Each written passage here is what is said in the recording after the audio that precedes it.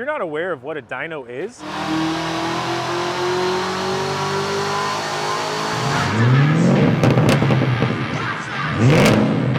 essentially, it's a treadmill for horses.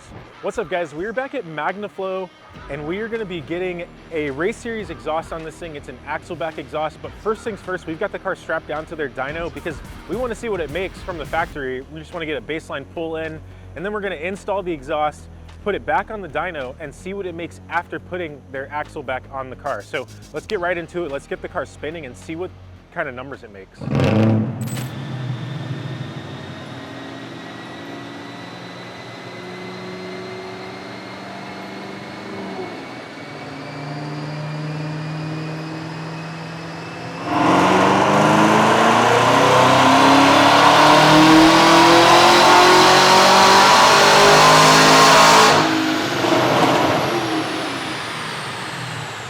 If you notice, we don't go immediately into the dyno tune. I do like a warm-up pass on the car before we start sampling. But even when we get into each pass, I'm looking at all the gauges to try to see how much we can normalize the pass so we have good comparative data. Okay. I don't want cold, where it's going to make a bunch of power that I can't predict why it happened. I want to get the car heat soaked, hence the hood down, running air over the certain areas that we have, evacuating the room.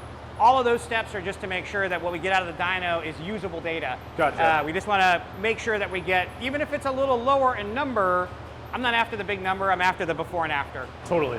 So it's going to be a little bit more work, but we've got some time on the cool down, and then we'll get cycled back up for the next pass. And then we'll get the baseline numbers of what this thing makes from the factory. Yep. We'll get the race series axle back on the car, and then we'll get it back on the dyno and see what it makes then. It should be exciting. Let's do it, yeah.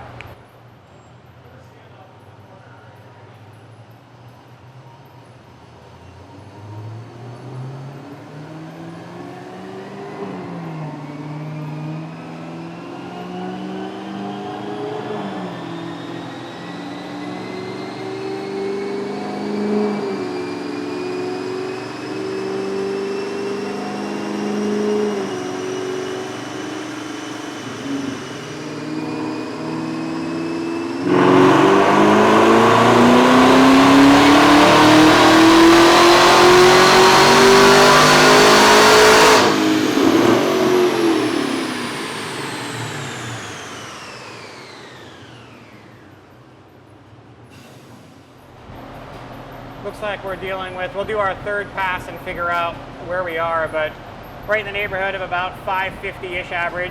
What? Yep, to the wheel. That's crazy. Yep. That's crazy. I mean, like, that's solid. Yeah. I mean, between 546, and we'll get one more pass to see if it's on the high edge or the low edge. Okay, yeah. That's crazy. It's a good day to do this, seriously. Because, like, yeah, our last one dynoed at 511. Yeah. On a pretty hot day. So and this dyno typically is a little bit more of a heartbreaker because it's also driving the front tires. Exactly. That's what I was thinking too. So you've got sticky tires on the front, sticky tires on the rear, which helps with traction, but it's actually going to slow it down when you're driving all four of them. Yeah. And you're running a street alignment on this one, right? You're not running like the race alignment? That's factory alignment. So this is the factory street alignment, which has a little bit, toe in it, so you're going to drag more with the sticky tires. So that's a pretty impressive number. Yeah. I mean, I'm pretty impressed. Absolutely. Yeah.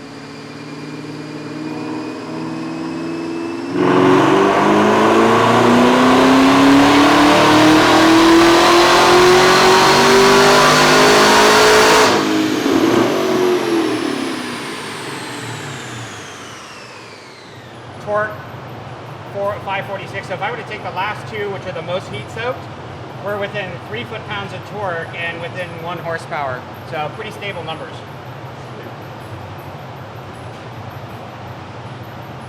That's awesome. It's a nice number. So that's 9 horsepower more than our last ZL1. And that's around the same number as the Hellcat that we just dynoed as well. So whatever. If you enjoy Freedom Street Garage content, make sure to hit that subscribe button right below and tune into all of our content because we post fresh content every single day. And if you don't subscribe, you're gonna miss it. Also follow us on Instagram, follow us on Facebook, everything. All right, guys, we're in MagnaFlow's flow bench room. I'm here with Rich, and we're gonna debunk some myths here. Most people think that a straight pipe is gonna flow best. I thought the same thing. You know, straight pipe flows best, there's no restrictions. Right. But I'm learning that actually, with different types of mufflers, you actually get more flow through the exhaust. So Rich, do you wanna talk a little bit about basically the differences of having a muffler versus just having a straight pipe? Because most people just think that that's the way to go. It's race car, right? It's less race is car, more. yeah. And I think there's a misconception there because in race cars, weight is a big difference too, and there's obviously a difference in mass between this. So calculating the loss and versus the benefit of having sound dampening is a big deal. And really, we want the race car to be only as quiet as it need be to have a comfortable work environment for the race driver, but also we want to cut weight. So that's kind of why I think some people misconceive the fact that this actually flows less than that. Yeah. And that's hard to see until you understand the basic principles, but I'm going to show you. We're talking about a standard straight pipe. I am going to go ahead and put one of our race style mufflers, very little packing in here, and this again is perceived as a little bit better flow, but still restrictive. And then of course a street muffler, same straight through principle, but I'm going to go ahead and put these on there and let the numbers speak for themselves. And I would think that this would be the most restrictive and least amount of flow. That would be the assumption based upon not understanding the physics. Yeah, exactly. So we'll get this a run here. We're gonna put the straight pipe on, and I'm literally gonna make this continuous, so we're just gonna move and watch numbers go. So here we are.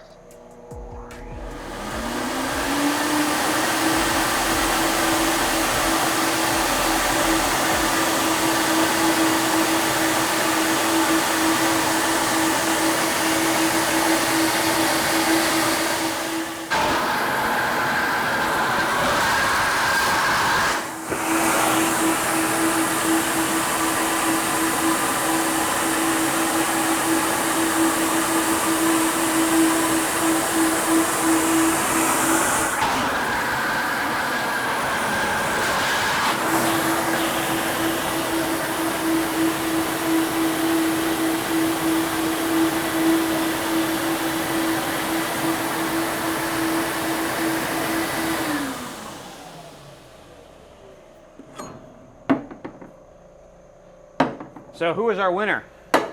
To my surprise, this massive muffler had the most flow out of all three of these, which, like I said, going into this, I figured this would probably be most. But yeah, I mean, I'm pretty baffled right now that this actually flowed more than these two. That's actually kind of cool. It gives me ideas for other builds because that means it doesn't exactly have to be loud. And it really depends on the style of muffler and the particular build. And just to give you a little bit of explanation, obviously you saw the inside. Yeah. This is a straight perf tube. So look at it in a sense of, if you laid this out flat, what is the surface area? That's the frictional area that the air has to travel in. And wherever it makes friction, it's going to slow down the molecules on the outside, and only the air column in the middle travels fastest. Okay. The longer it travels through this pipe, the more the air on the side is going to start disrupting and creating turbulence. Well, in both of these mufflers, you're looking at the fact that we have perforated holes. Gotcha. And where there's holes, that air, once it gets inside of the muffler into the dampening material, basically doesn't exchange out. It's not having to flow through. Kind of pressurizes the muffler and it travels down that column. Okay. But we've removed all that surface area of those holes from that. So now it's air bouncing on air versus air traveling down a flat piece of metal. So anywhere between, depending upon the size of the tubing, the length of the muffler, it could be as small as in the smaller mufflers, 18, 20% less surface area, to the bigger mufflers being as much as 25 to 30% less surface area. So 25 to 30% less frictional resistance. That's us anywhere between what it looked like between 670 to almost 700. Exactly. So 30 CFM. That's crazy. That it freed up. So the idea that bigger mufflers net less power is only true when you have restrictive mufflers. And these mufflers that we create in the MagnaFlow line of straight through stuff are basically made to flow better than a straight pipe. Okay. Makes sense. Is it, would you say it's sort of like the golf ball effect? Absolutely. In like aerodynamics? Exact same principle. Okay. Is that those dimples have less resistance than a full ball that's rotating and grabbing all that air and disrupting the air. It's allowing pressure drops as it travels across the surface, and it's exactly what's happening inside here. Awesome. That's pretty cool. That's pretty cool. Yeah, you don't really get this when you typically upgrade your exhaust, so it's pretty cool to see, what the differences are between these three. I learned something new today, guys. Thanks, Rich. You got it.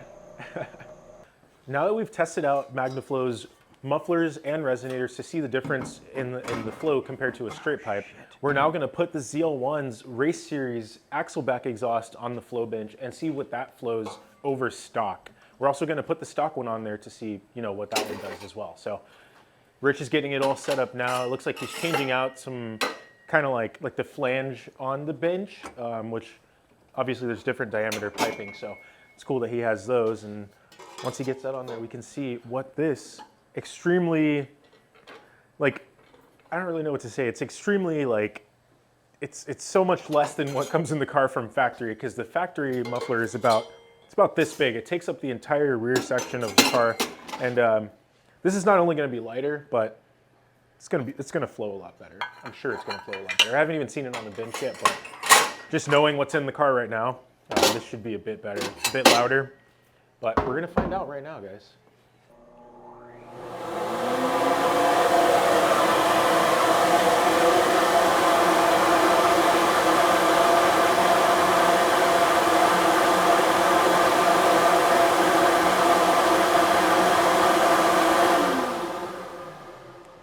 So you can see we've got more even than you saw through that straight through muffler. Yeah. But you got to realize too, we've got 3-inch tubing going to a dual 3-inch outlet. Okay. So when you're talking about pressure wave tuning and really making more volume, this collector acts as an extra scavenging device. So when that single pulse comes through here, it sees this new chamber and rapidly expands, okay, creating a negative pulse underneath it, which allows it to flow through the rest of the system even better than, as you saw, a 14-inch piece of straight pipe. Totally. Yeah, that's awesome. The number it got pretty high there. Yeah. Was it like 718? Yeah, about 718. Okay. So the more interesting part isn't so much the numbers, because the numbers don't have a direct equation to horsepower, okay, unless you know what the engine's doing. Yeah. But what it will tell us is when we put the stock muffler on here, what we're improving and how much headroom we're building. So, you know, I know you guys, add some more horsepower into the hood. You want a little extra exhaust flow. We got you covered. Okay.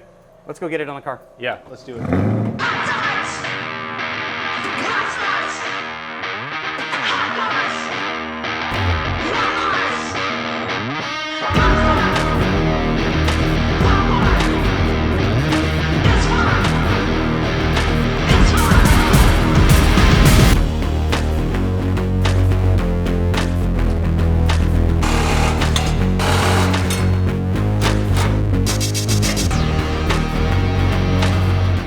So we've got the stock axle back cut out of the car, Rich, and you can see it's a pig. It's massive. There's a lot to be desired here. And in comparison to the Race Series axle back, I mean, it looks like this is just going to flow way better, and it's going to save a bit of weight, wouldn't you say? Absolutely. The weight is one of the things that you're looking at. And again, you're talking about our Race Series. So this is not about getting the best controlled sound for the street. This is about minimizing everything and maximizing performance and flow. So exactly. If you take a look, you've got the 2 5/8 factory tubing, and it actually necks down even further to 2.5 as it goes into the muffler. And then obviously you see the outlets; those are actually 2 1/4 and 2.5. 3-inch to dual 3-inch. I mean, literally large size, all mandrel bent, no crushes. But the big thing you'll notice is it retains all of the factory hangers. So your factory hanger, all of that remains the same. We're simply cutting the factory tube, and as you can see, we're getting bigger than the factory tube and going all the way through. And that just slips right over and you put a clamp on it? So the best part is we engineered this around not having to do any welding. So we picked the straightest part, the roundest part of factory tubing, so all you got to do is sawzall that off. Sweet. And this slips right over the top. And I could see that he just cut it off like butter with the Sawzall. So yeah, the nice part about it, it's got 4 hangers. You're not sitting there and needing a bunch of bodies. We have it in the air, so 2 people is a little bit more recommended, but it's something you can certainly do on your back. Yeah. The biggest part, though, you're going to see is how much we get for sound at the expense of only basically eliminating the heaviest muffler. So we should probably take a look and see if we can weigh this for you. Yeah, let's see what the weight difference is between both systems. Like I said, I'm sure the Race Series is going to be a bit lighter, but I am very interested to see how much this thing weighs, because it looks like a back seat from a car. It is, a suitcase, right? And we'll rotate it. All right. Make sure it's not touching anything. Okay. Put it over here.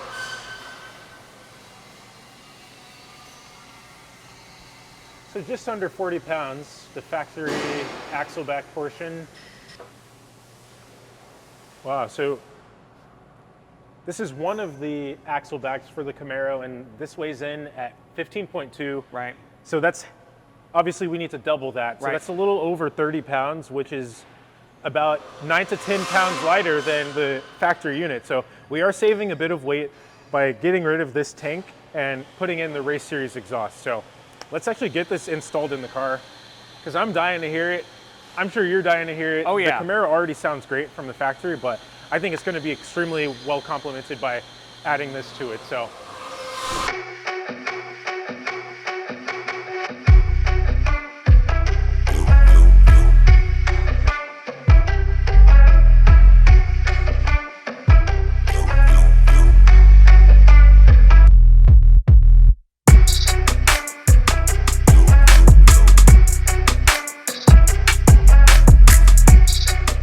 All right, guys, we've got the ZL1's factory muffler on MagnaFlow's flow bench, and we're gonna see what kind of numbers this thing puts out. We have one in capped. Yes. However, so you said that's gonna maybe... It will affect flow because this is a big common chamber. Okay. So while it's trying to find the path of least resistance, it's still got to fill this. So you're going to watch, it's going to take a little bit longer to stabilize airflow, but it's also going to be a detriment to airflow as you have all of this cavity that's got to fill up. So we will give it a little bit extra credit there that the flow numbers will be a little bit higher, but I'm curious to see because I don't think I've flowed this particular muffler on its own in some time. Okay. And another thing to mention is that the valves are open. We checked.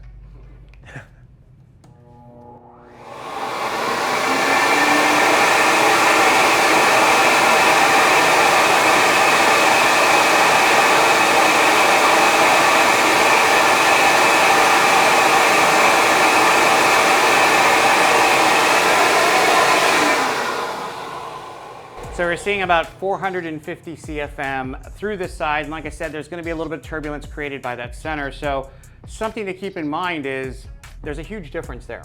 The real thing we're looking for is, do we have enough CFM airflow? So the baseline is we're making better airflow. Definitely. And that's definitely the assumption that we have. We're lighter weight. That's the other assumption we have. But can the vehicle operate with 450 CFM of airflow through one bank? Now, you're going to double that for what the car's potential is. So here, let's say we have about 1,000 CFM of airflow. Okay. What we typically find is when we're doing research to find capacity and limits, we need about a little over 2 CFM for every horsepower we're creating to support it. And we know that there's a benefit with the exhaust. We're going to probably see that on the dyno as well. Hopefully. But what we're going to see is that this exhaust system was, again, designed to be street legal. Okay. So they're going to put a little bit of concessions built into it that even going into track mode, we're going to see better benefits from in our setup. So this is a good indicator, but the biggest part is you can tell just how much more restrictive. And I think your ears tell you a lot too. Yeah. You can hear it's pushing air quite a bit through there to get it out. So. And how it takes a second to kind of fill up that like muffler. The big cavity. So, yeah.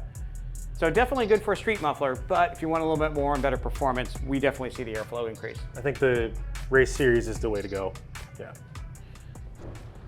All right, so we've got the Race Series axle back fully installed thanks to Jose. Yeah. And Rich, this is a beautiful exhaust, and we got rid of a just massive piece of this car that was about 10 pounds more than what we've got on here now. I can see some parts of the exhaust, like this part right here is kind of crushed. Yeah, this has been probably one of the biggest complaints with the full track duty cars is they see this, and it is a pretty dramatic impingement. It goes away from the round tubing, and actually, depending on which car you get, the crushes vary a little bit because of the way that they crush without a mandrel inside. Okay. It's really smashing the pipe up, so some cars flow a little better than others. And when we do this system, we find that the muffler was the primary restrictor. Here, you might have a couple horsepower at stock power levels, and as you go up in power, that becomes a different problem.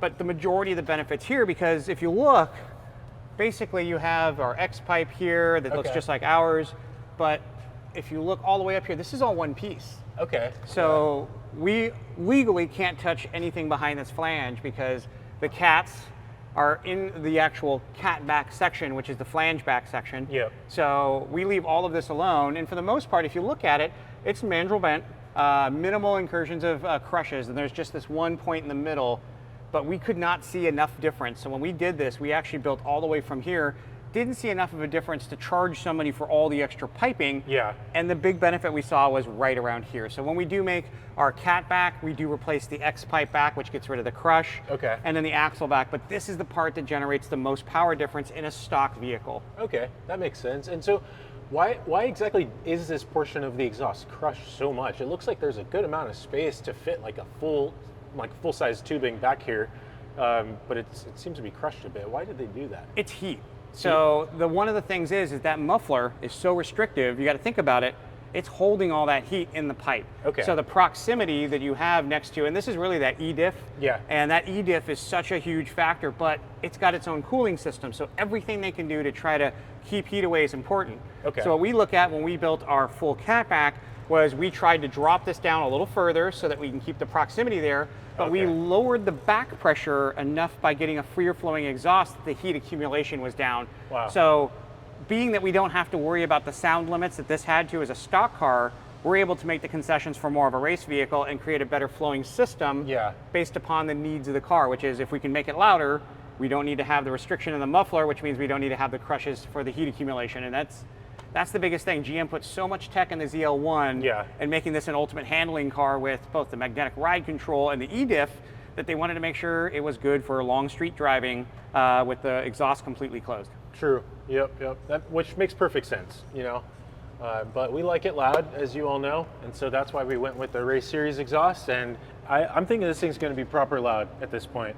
And I think the next thing to do is get it on the ground and fire it up so we can hear it, because I'm dying to hear it, seriously.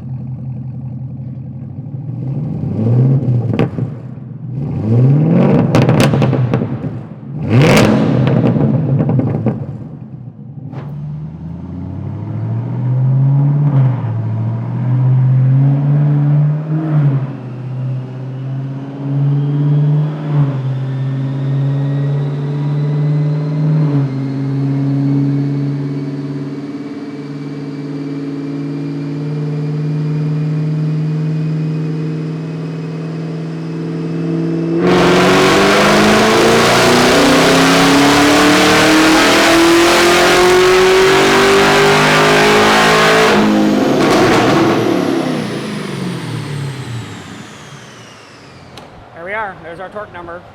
551 over 546, 537 or that. Our last pass before that one, you can't see it because it doesn't have the RPM. Okay. So if we take the RPM out and we look at versus time, our last pass was in green, so you can see the torque. Okay. Our initial pass is in blue. That's this one. So I'll highlight.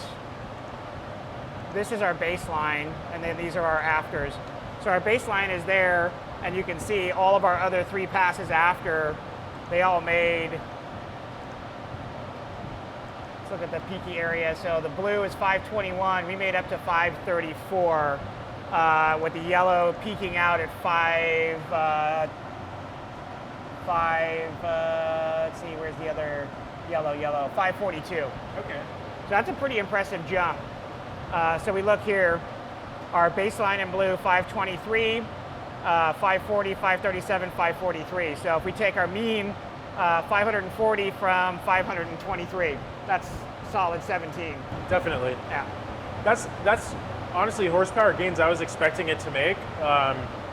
Wasn't expecting it to make much over, stock numbers, but that is still pretty impressive to do the just before, a muffler only, exactly. Axle back. Yeah, and not even touch the rest of the exhaust.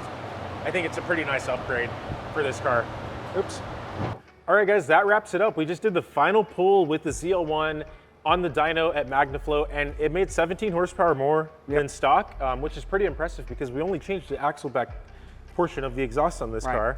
Do you want to speak on just, how simple it is, Rich, to upgrade this exhaust on this car and, the numbers that we made on the dyno today?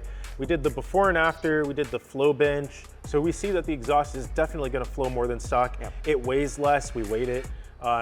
What do you think of all of it? So it is a race series. So ultimately, we want to hit all those numbers marks. We got to flow better, which we proved out on the flow bench. We want to make sure that flow numbers actually equal horsepower. We did that on the dyno. And then of course, race cars got to be lighter so we can maximize the power that it's already making. So we know we saved 10 pounds in the back over the rear axle and help with the weight distribution. So we hit all those marks. The things that you do sacrifice are going to be the comfort around town, because it is a race series. Exactly. But it's definitely what you're looking for if you're buying a race. If you want something quieter, we have other systems out there. But as you saw, adding a muffler isn't going to take away from the overall flow characteristics. So it just depends on the mood you want. The heavier muffler won't give you the same benefit of weight reduction, but you're going to get the same power and airflow, which is really what we focused on. Definitely. We personally like our cars loud.